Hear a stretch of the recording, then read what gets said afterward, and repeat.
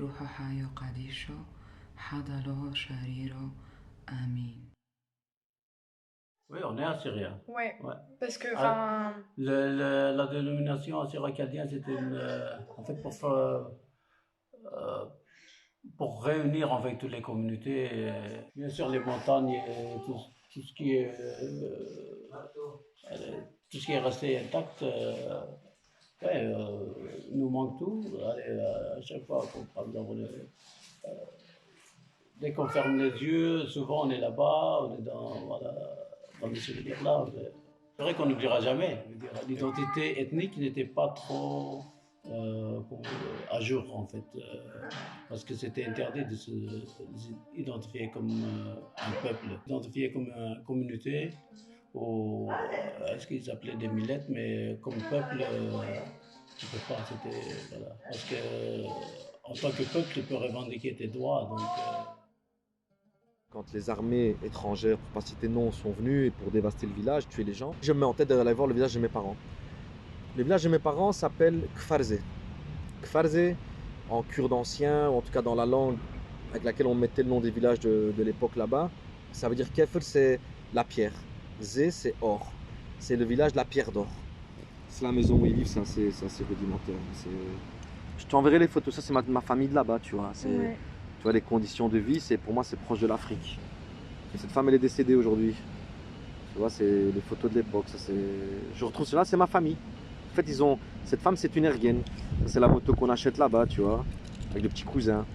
Je fais un mois là et c'est un endroit. Un mois en tout quand même. Ouais, je fais un mois là-bas finalement. Les gens survivent, c'est des paysans, des villageois qui passent leur temps à cultiver. Enfin, je fais un bond de 40 ans en arrière dans le temps. Enfin, il se passe quand même une expérience assez incroyable. Et ces gars-là, ben, je suis protégé parce qu'on parle la même langue, on se comprend. Quand on arrive en ville, les gens parlent kurde ou turc. Je parle aucune des deux langues. Avec mon araméen, j'arrive à me déplacer, les gens me parlent, on répond. Enfin, toi, j'arrive à me faire comprendre. À un endroit, je suis catapulté au fin fond du monde et j'arrive quand même à me faire comprendre. Ça, c'est quand même une chance, tu vois.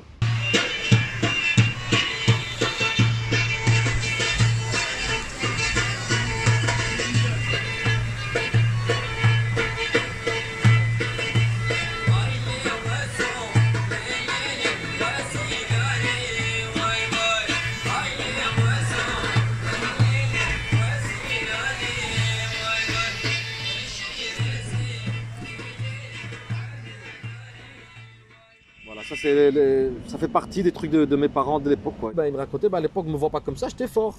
Je dis, ah bon, et t'as fait quoi toi? Il m'expliquait que c'était un grand danseur. Tu sais, quand on danse chez nous, tu danses en ligne. Ouais, Et les meilleurs danseurs sont toujours devant. Alors il disait que lui, il était tellement vif qu'il était toujours devant, personne n'arrivait. Et le meilleur danseur est celui qui vient devant. Alors c'est toujours des affronts si tu veux. Faut que tu saches gérer la danse pour pouvoir être devant. Donc ils sont vantés tout le temps. Et puis, on va toujours garder l'idée derrière la tête d'un jour d'y retourner, car c'est nos terres, c'est les terres de nos ancêtres. On ne va jamais les lâcher. On ne va jamais effacer ça de notre tête. Pas. C'est pas. Bien sûr. Bah oui, parce que tu as passé du coup jusqu'en 86, c'est combien d'années? Oui, et puis mes parents ont passé leur vie, mes grands-parents, et puis voilà, c'est l'histoire d'un peuple.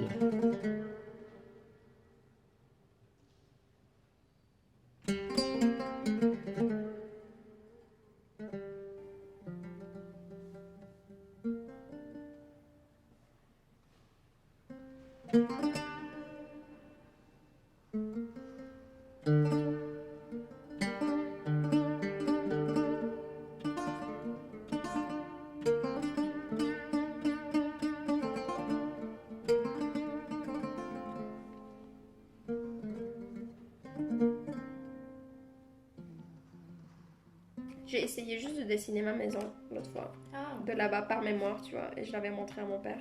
Je sais pas si ça peut t'aider. Ouais. Après, on comprend pas trop parce que c'était vraiment un.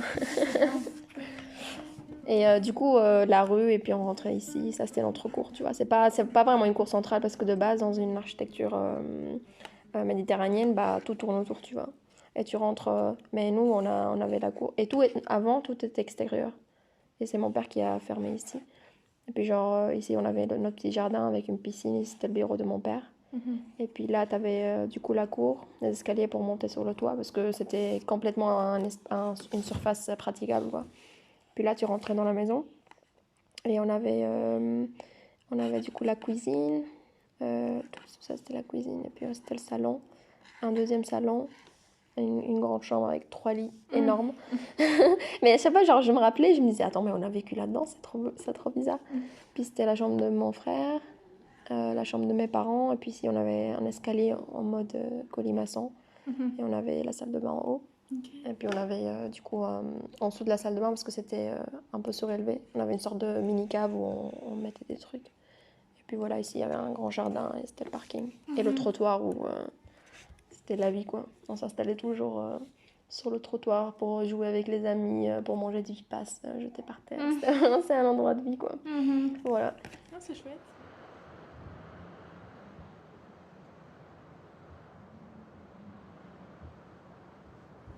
Ces deux symboles, c'est moi qui ai demandé à un artisan, à Torabdine, de le faire. C'est le symbole de Dieu Soleil, celui-là, et puis celui de milieu, c'est l'étoile de Ashtar, la déesse de la lune et de la guerre, et on l'utilise aussi comme drapeau. J'adore le soleil, j'adore aussi les déesses, et je trouve que les hommes ils doivent avoir un peu plus de courage actuellement de dire Dieu n'est pas masculin, il y a des déesses aussi. La mythologie, est-ce que c'est une mythologie? La religion assyro-babylonienne, en tout cas, c'est la base du christianisme. Mythologie ou religion, je ne sais pas. Ça reste à voir. Et je ne suis pas pratiquant, mais c'est un symbole que j'estime et je respecte et j'aime.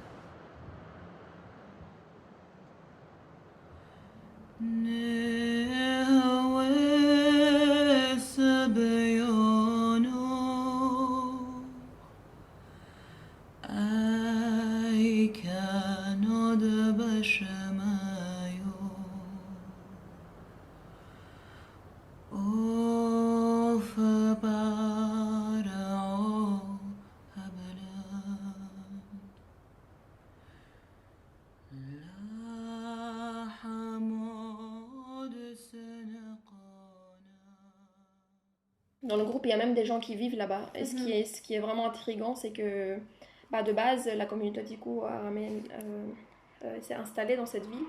Mais avec le temps, les Kurdes sont venus, ils sont arrivés. Et en fait, vu qu'on est quand même une communauté nomade, moi, j'ai toujours l'impression qu'on est une communauté nomade, on n'a pas vraiment du mal à quitter le pays parce que pour nous, c'est les traditions, on les prend avec, tu vois. C'est comme si le pays, ok, il est là, mais c'est pas lui le support de notre culture, tu vois. La culture, c'est nous, c'est les hommes, c'est les humains, comment nous on fait perpétuer le truc. Et l'église, on peut construire des églises n'importe où. Et puis voilà, les traditions, on peut les faire vivre, quoi. Et du coup, avec le temps, les Kurdes, ils ont commencé à venir, ils ont commencé, eux, à grandir, et du coup, ils ont commencé à s'installer. Nous, on était dans le centre de la ville, et eux, ils étaient autour. Et petit à petit, plus eux, ils grandissaient, ils faisaient grandir, du coup, toute leur maison, etc. Ils s'approchaient, et nous, avec le temps, tout le monde quittait le pays, quoi. Quittait la ville. Beaucoup sont partis en Suède, beaucoup sont partis en Allemagne, en Belgique, il y en a énormément, aux États-Unis, c'est vraiment partout. Ouais. Et du coup, il y a vraiment qu'une petite partie de la communauté maintenant chrétienne qui est restée là-bas.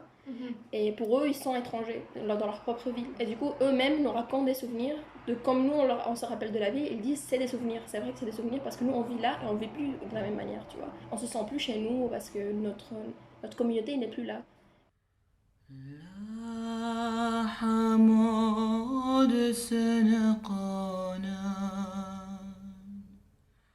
Là, je me dis, tiens, j'ai quand même morflé, quoi, 12 ans, loin des miens, loin des gens de chez moi. Je reviens, tu sais, j'étais un peu un étranger, même, du coup, je deviens un peu un étranger ici en Belgique, parce que la distance géographique, dans le temps et autres. Et je me dis, tiens, finalement, qui suis-je? Et c'est là que je me dis, le proverbe africain, il est très connu, pour savoir où tu vas, il faut savoir d'où tu viens. Et c'était dans ma tête. Je le savais que je devais à un moment donné retourner dans le village de mes parents. Village au passage où mes parents ne sont jamais retournés. Encore aujourd'hui, tu leur parles de ça, ils veulent pas retourner, tu vois. Je me dis, il faut que j'y aille. Alors là, encore une fois, même chose. Qu'est-ce qui t'arrive, Joseph? Qu'est-ce que tu veux encore?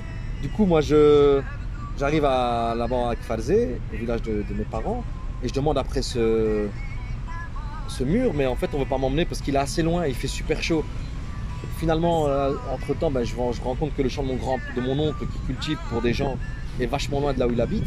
On achète une moto, donc tu sais, une moto un peu rudimentaire, mais voilà, une moto qui permet de ramener les récoltes après, où tu peux mettre un truc à côté où tu peux ramener les récoltes et tout. C'était un peu ma BA de quand je suis là-bas et je prends la moto et on roule dans le village. Donc moi j'amuse à rouler en moto dans le village de mes parents, où quand ils sont par terre, c'est parce qu'ils crevaient de faim, tu vois. Et donc je demandais, donc là je viens en moto, on roule, puis je dis écoute grand-père, tonton j'ai la moto, viens on y va. Allez viens on y va. Alors on roule et effectivement c'est vachement loin, le mur de mon grand-père il était quand même vachement loin. Et on arrive sur place et je le filme, alors il me montre tout le mur. Et j'ai commis un délit. T'as pris une terre.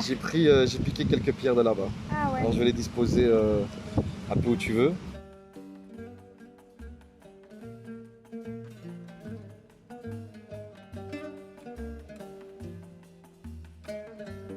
Même comme ça, du coup, tu vois que les gens, en fait, il n'y avait pas forcément besoin d'architectes à l'époque, tu vois, ils venaient tous, ils ont vu qu'ils ont tous quitté un peu la Turquie, ils se sont installés un peu dans le Rache, ils ont construit avec ce qu'ils avaient, quoi, avec la terre, et puis du coup, toute la communauté sur Facebook, beaucoup m'ont parlé c'était une fête pour une célébration parce que chaque début d'hiver, il fallait qu'ils retapent les maisons, tu vois, parce que vu que tout était en terre, il fallait éviter qu'il y ait des fuites d'eau et tout.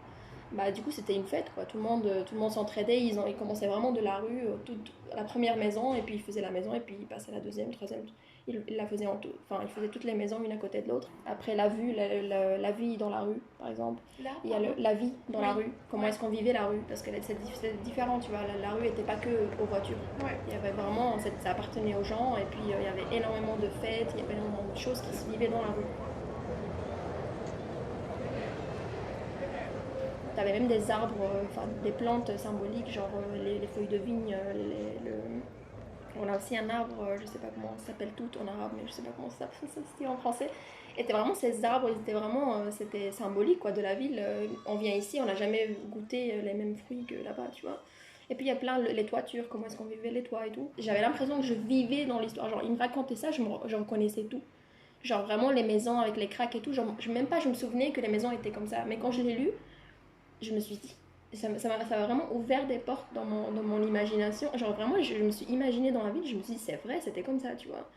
Et les odeurs et tout, ça m'a vraiment fait sentir quelque chose qui était incroyable, tu vois. Genre, ça m'a fait comme un saut en arrière, comme ça, je vivais à nouveau dans ma ville. Mais à mon âge, mais à l'époque de quand j'étais gamine, quoi. C'est vraiment fou.